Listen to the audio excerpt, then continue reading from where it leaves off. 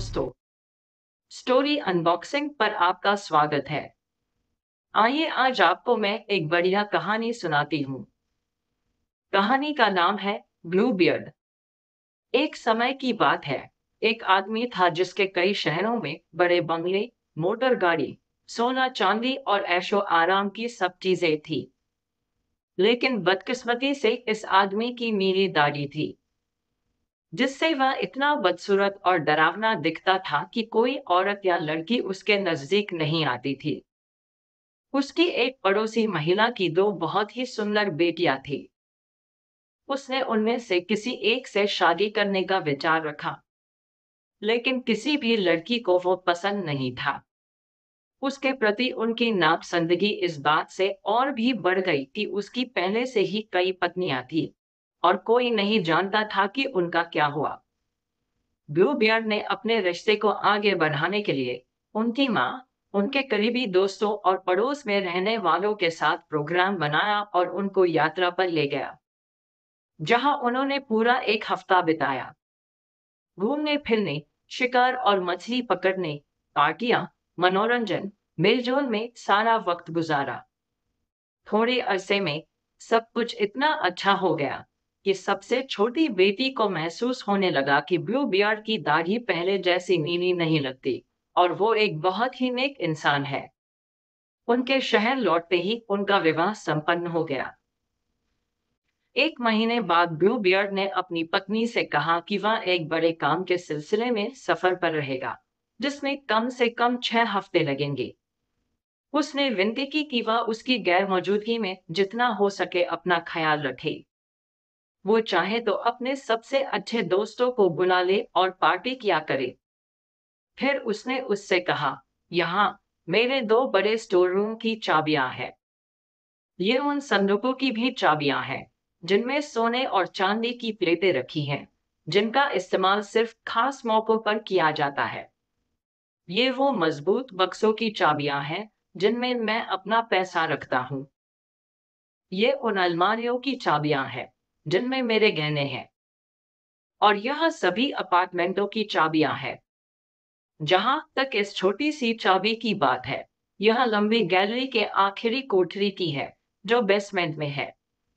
उस छोटी कोठरी को छोड़कर तुम कहीं भी जाओ, कुछ भी करो, लेकिन भूल से भी वहां ना जाना। अगर तुमने दरवाजा खोलने का साहस किया तो ऐसा कुछ भी नहीं जो तुमको बचा सकेगा। उसने उसके सभी निर्देशों का पूरी तरह से पालन करने का वादा किया और उसको गले लगाने के बाद वो अपने घोड़े पर चढ़ा और अपनी यात्रा पर निकल गया। नई दुल्हन के पड़ोसियों और दोस्तों ने उसके बुलाने का भी इंतजार नहीं किया और वो आ गए। वे हवेली में मौजूद सभी चीजों को देखने के लिए बहुत उतावले हो गए। जब तक उसका पति घर पर था तो उन्होंने आने की हिम्मत नहीं की, क्योंकि वे उसकी नीली दाढ़ी वाले से बहुत डरते थे। उन्हें तुरंत सभी कमरों, कोठरियों और अलमारियों को देखा। हर कमरा सुंदरता और सजावट में दूसरे से बेहतर था। इसके बाद वे स्टोर रूम की ओर गए, जहां बहुत सा सामान रखा था। वे टेपेस्ट्री, बिस्तरों, सोफों, अलमारियों, स्टैनों, मेजों और आईनों की गिनती और सुंदरता की तारीफ करते नहीं थकते थे। उसके फ्रेम कुछ कांच के, कुछ चांदी के और कुछ सोने के बने थे, जो उन्होंने पहले कभी नहीं देखे थे। उन्होंने अपनी सहेली की किस्मत की बहुत तारीफ की। कुछ लोग ईर्ष्या के मारे जल भुन गए और परिणामस्वरूप इन सभी खजानों को देखकर बिल्कुल भी खुश नहीं हुए। अब नई दुल्हन की जिज्ञासा इस हद तक बढ़ गई थी कि यह सोचे बिना कि उन सब का साथ छोड़ना कितना गलत लगेगा, वह इतनी जल्दबाजी में पीछे की सीढ़ी से नीचे भागी कि 2-3 बार उसकी गर्दन टूटने से बाल बाल बच गई। आखिरी कोठरी के दरवाजे पर पहुंचकर वह एक पल के लिए रुकी। उसने अपने पति की चेतावनी के बारे में ख्याल आया और सोचा कि उसकी बात ना मानने के कारण कोई मुसीबत उस पर आ पड़ेगी। लेकिन लालच इतना ज्यादा था कि वह उस पर काबू नहीं पा सकी। इसलिए उसने छोटी चाबी ली और कांपते हुए कोठरी का दरवाजा खोला। पहले तो उसे कुछ भी समझ नहीं आया। खिड़कियां बंद थी। थोड़े समय के बाद उसे एहसास हुआ कि फर्श खून के थक्के से अटा हुआ था, जिसमें दीवारों पर लटके हुए कई महिलाओं के शव दिखाई दे रहे थे। ये सभी ब्लू बियर्ड की पत्नियां थीं, जिन्होंने एक के बाद एक अपना गला काट लिया था। मां डर के मारे मरने को हो गई और कोठरी की चाबी, जो उसने ताले से निकाली थी, उसके हाथ से गिर गई।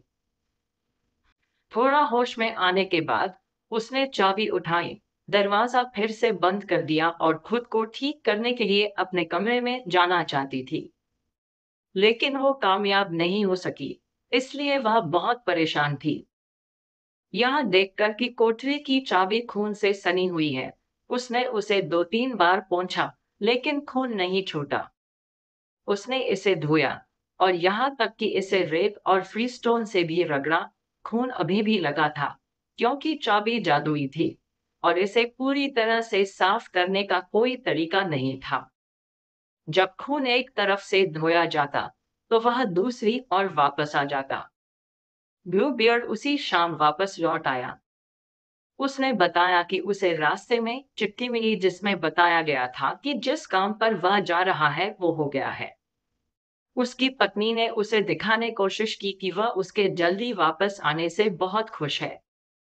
अगली सुबह ब्लू बियर्ड ने उससे अपनी चाबियां वापस मांगी।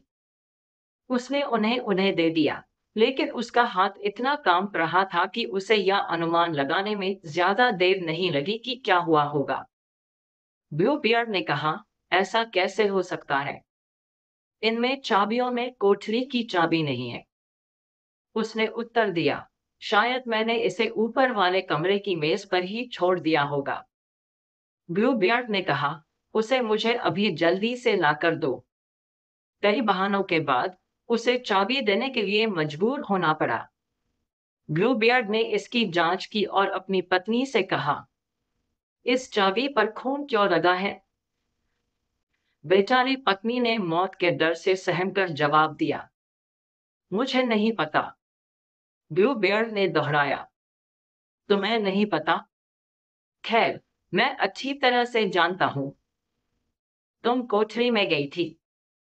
अब तुमको उसमें फिर से जाना है और उन औरतों के बीच जगह लेनी है, जिन्हें तुमने वहां देखा था। वह अपने पति के पैरों में गिर पड़ी, रोने लगी और उसकी नाफरमानी करने के लिए सभी तरह उससे माफी की भीख मांगने लगी। उसके आंसू और दर्द ने शायद चट्टान को पिघला दिया होगा, लेकिन ब्लू बियर्ड का दिल चट्टान से भी ज्यादा कठोर था। उसने कहा, तुमको मरना होगा, और अभी। उसने आंसुओं से भरी आंखों से उसकी ओर देखते हुए उत्तर दिया, अगर मुझे मरना ही है, तो मुझे भगवान का नाम लेने के लिए थोड़ा समय दो। ब्लू बियर्ड ने उत्तर दिया, मैं तुम्हें आधा घंटा देता हूं, लेकिन 1 मिनट भी ज्यादा नहीं। जैसे ही उसने उसे छोड़ा, उसने अपनी बहन को बुलाया और उससे कहा, एनी, ऊपर जाओ।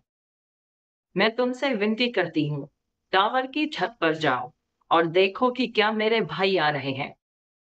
उन्होंने मुझसे वादा किया है कि वे आज मुझसे मिलने आएंगे। अगर तुम उन्हें देखो, तो उन्हें जल्दी आने के लिए इशारा करो। सिस्टर एनी टावर की छत पर चढ़ गई और बेचारी परेशान लड़की उसे बार बार पुकारती रही, एनी, सिस्टर एनी, क्या तुम्हें कुछ भी आता हुआ दिखाई दे रहा है? और एनी ने उसे उत्तर दिया, मुझे उड़ती धूल और हरी घास के अलावा कुछ भी नहीं दिख रहा है।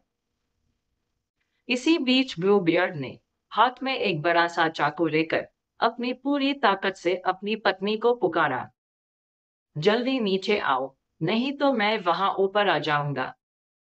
उसकी पत्नी ने उत्तर दिया, 1 मिनट और, अगर हो सके तो। और तुरंत धीमी आवाज में दोहराया, एनी, एनी, क्या तुम्हें कुछ आता हुआ नहीं दिख रहा? और एनी ने उत्तर दिया, मुझे उड़ती धूल और हरी घास के अलावा कुछ भी नहीं दिख रहा है। ब्लू बियर्ड दहाड़ा, जल्दी नीचे आओ, वरना मैं वहां ऊपर आ जाऊंगा। उसकी पत्नी ने उत्तर दिया, मैं आती हूं। और फिर चिल्लाकर कहा, एनी, एनी, क्या तुम्हें कुछ आता हुआ नहीं दिख रहा? बहन एनी ने कहा। मैं देख रही हूँ। धूल का एक बड़ा बादल इस ओर बढ़ रहा है। क्या ये मेरे भाई हैं? अफसोस। नहीं बहन, मुझे भेड़ों का झुंड दिख रहा है। ब्लू बियर्ड चिल्लाया। क्या तुम नीचे नहीं आओगी? उसकी पत्नी ने उत्तर दिया।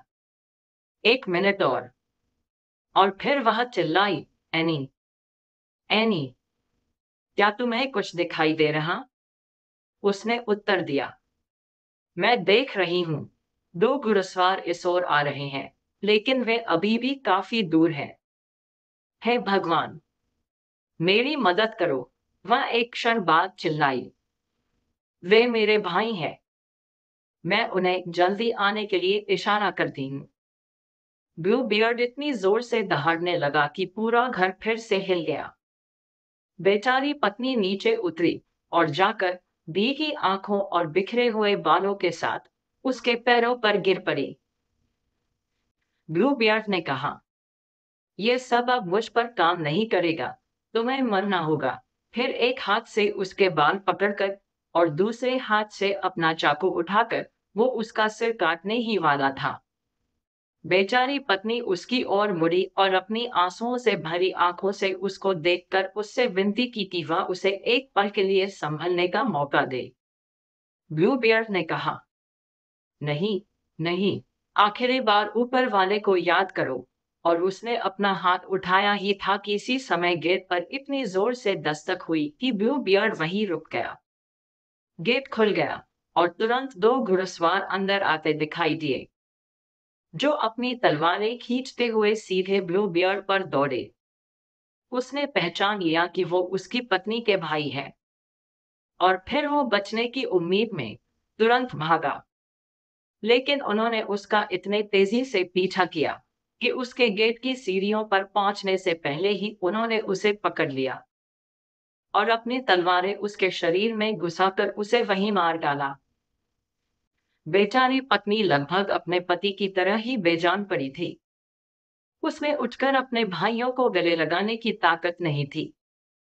आखिर में यह पाया गया कि ब्लू बियर्ड का कोई वारिस नहीं था और इसलिए उसकी सारी संपत्ति पर उसकी विधवा का कानूनी हक बना रहा। उसने इसका कुछ हिस्सा अपनी बहन नैनी की शादी एक शरीफ लड़के से करने में लगाया, जो उससे लंबे समय से प्यार करता था। एक और हिस्सा अपने दो भाइयों के लिए इस्तेमाल किया और बाकी के साथ उसने एक बहुत ही नेक इंसान से शादी की और ब्लू बियर्ड के साथ बीते दुख भरे वक्त को भुला दिया। अगर कहानी पसंद आई हो तो वीडियो को लाइक और शेयर कीजिए और चैनल को सब्सक्राइब कीजिए। मिलते हैं अगली वीडियो में, तब तक के लिए हंसते रहिए, मुस्कुराते रहिए।